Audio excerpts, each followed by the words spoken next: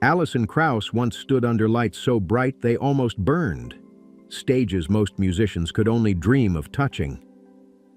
The roar of applause rolled through grand velvet balconies, her voice gliding like silk through the air, her fiddle moving faster than the eye could follow.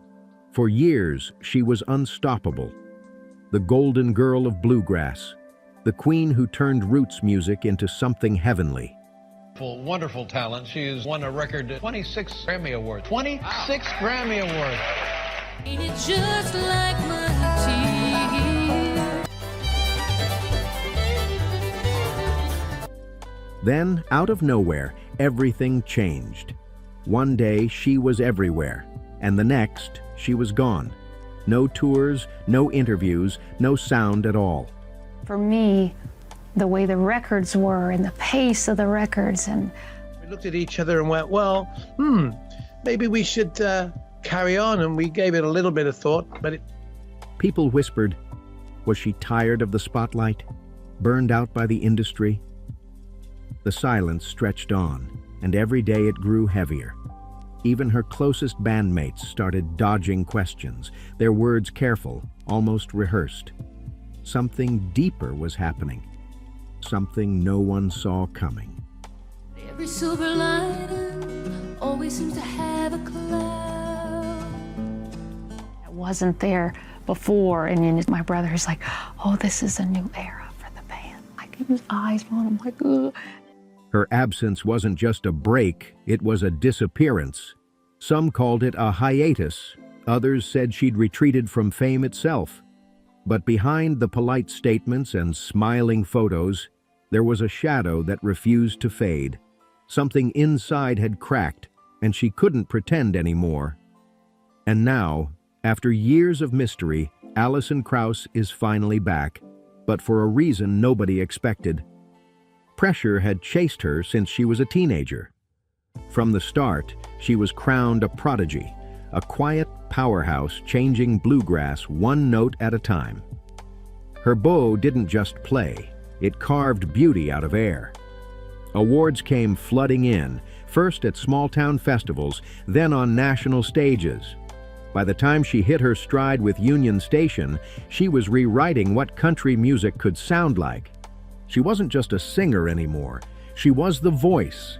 Producers begged to work with her, musicians lined up for a chance to share a song. She had become the face of a new kind of Americana. But fame is greedy. It always wants more. Non-stop touring, endless interviews, sleepless travel, and applause that never seemed to end. Her name was everywhere, but her peace was nowhere to be found. Behind the glow, fatigue crept in. Friends saw it first. The tired smiles, the quiet tone in her laughter, the way her words started to sound cautious. Even her songs began to change. The melodies carried a quiet ache, like she was longing for stillness. At the peak of her fame, Alison Krauss looked untouchable, more Grammys than any woman in history, countless collaborations, flawless albums.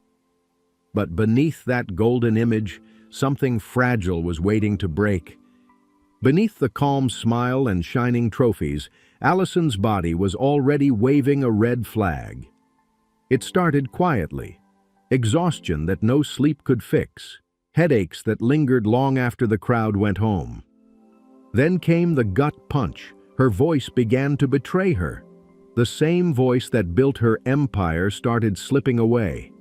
Doctors gave the diagnosis: dysphonia, a cruel condition that attacks the very chords that carried her dreams. For a singer, it's not just an illness, and it's a nightmare in slow motion. Suddenly, the words wouldn't flow, the notes trembled, and confidence cracked. Every performance felt like a tightrope walk without a net. Doctors ordered silence, complete silence. Shows were canceled, plans were erased, and the unstoppable force of Alison Krauss came to a grinding halt. I always listen to men sing this stuff, men. Her bow carving out melodies nobody else could touch. Alison Krauss and Union Station. The golden run had hit a wall no one saw coming. But the silence wasn't just professional. It was deeply personal. The sound of her own voice, once her safest place, now felt like an enemy. Those closest to her watched her retreat. The woman who once radiated energy now moving carefully, speaking softly, guarding every word. Each song she tried to sing carried the fear of failure. And that fear was louder than any crowd. She lived trapped between two worlds, the memory of what she could do and the terror of never being able to do it again. Nights turned into wars between hope and heartbreak. Some days, even talking felt dangerous. Alison wasn't just fighting for her career anymore. She was fighting for herself, for the one thing that had defined her since she was a child. The industry, of course, noticed. Her silence sent a shockwave through Nashville and beyond. Headlines whispered about burnout, band issues, and creative differences. Fans speculated wildly. Had she quit? Was something deeper going on? But behind the gossip and guesses was a woman in rehab, rebuilding piece by piece what fame had taken for granted. Alison became a student again, humbly working with specialists and vocal coaches, retraining every breath, every note. Yeah, you do know, but I know. can't say there's a specific, other than you. So it wasn't natural to sing right above him. And so, I wondered how we would do that. There was nothing glamorous about it, just grit and pain. Every exercise burned, every day tested her patience. And still she kept going, even when progress felt impossible, even when the music in her head was the only thing left that didn't hurt. Each new attempt ended in heartbreak. The notes would slip, the tone would waver, and frustration would flood in all over again. But then, on some rare mornings, one single note would land perfectly, and hope would flicker like a spark refusing to die. It was a lonely, uphill battle filled with endless self-doubt. Alison watched others take the stages she once owned. Festivals, award shows, the spotlight she used to command so easily. Interviews faded away, her social media went silent, and for Alison Krauss, that silence became both healing and haunting. She missed it all. The buzz of the crowd, the blend of harmonies that used to lift her soul. But she wouldn't fake a comeback just to please the world. No, she would only return when she knew she was whole again. During that long, forced retreat, she faced more than just vocal struggles. It cracked open her entire world. Isolation hit hard. Old insecurities came crawling back. The perfectionism that once drove her to greatness now turned on her like a weapon.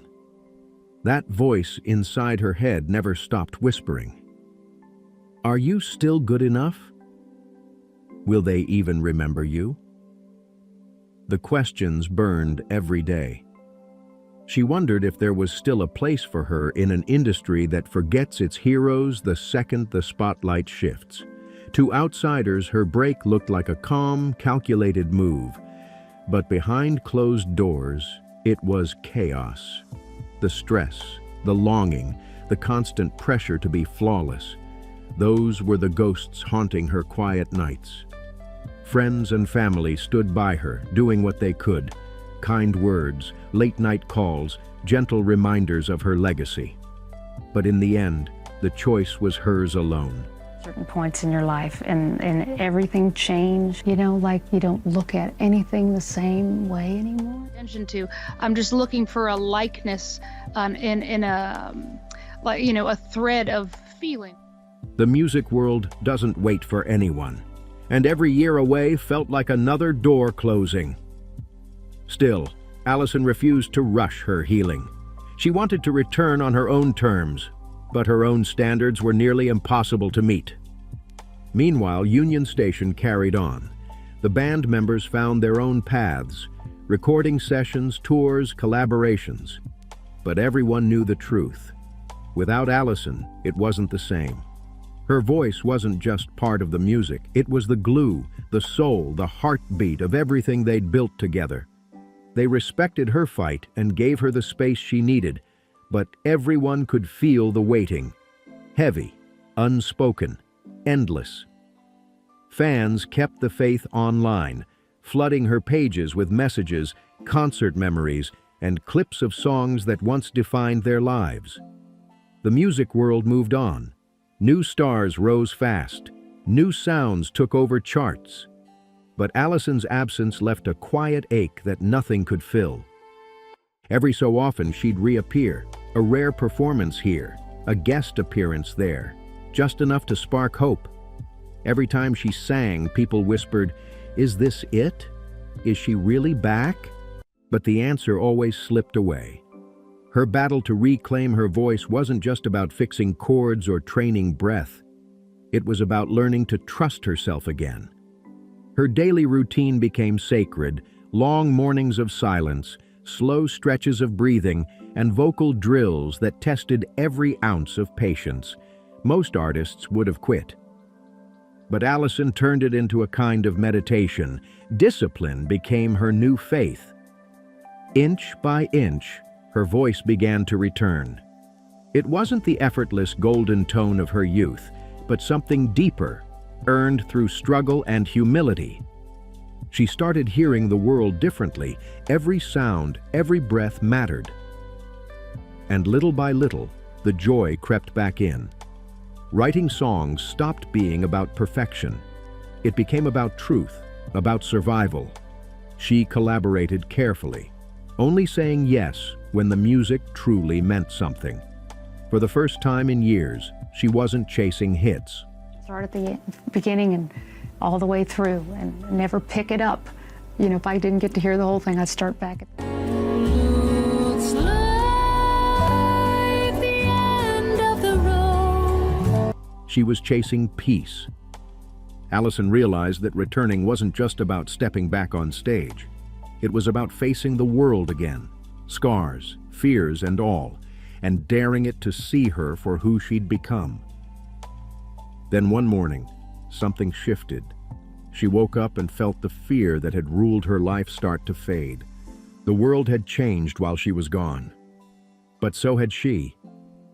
Her voice wasn't exactly the same, but it was stronger, wiser, and fully hers again. She picked up the phone, called her old bandmates, and said the words they'd all been waiting to hear. It was time to play again. This wasn't about chasing the old spotlight. It was about something deeper. Gratitude. The music that still lived inside her. Alison Krauss didn't return to reclaim glory. She came back to honor what was left, to give her audience the songs they'd been waiting years to hear. The recording sessions were intense. Raw emotion, real laughter, tears between takes. For the first time in ages, she wasn't chasing perfection. She was living it. Every rehearsal felt like coming home again, familiar faces, old harmonies, and that spark that only true artists ever get back. The comeback was no longer a rumor. It was real. It was happening. And fans finally saw that her silence hadn't been weakness. It was strength. It was the sound of someone fighting for her art, her health, and her heart. The return of Alison Krauss wasn't some neat story about fame lost and found. It was a battle-scarred victory, built from heartbreak, patience, and the long climb back to herself. She could have walked away forever and no one would have blamed her, but she didn't. She stayed, she healed, and she rediscovered what truly mattered, the music itself. In the end, it wasn't her perfect pitch that made the difference. It was her will, her refusal to quit, her belief that even broken voices can find new strength. For every fan who waited, every artist who doubted, and every soul who needed a reminder, Alison's story proves that survival isn't just endurance, it's art. If you want more true stories, more deep dives into music's greatest voices, don't forget to like, share, and subscribe to Secret America channel.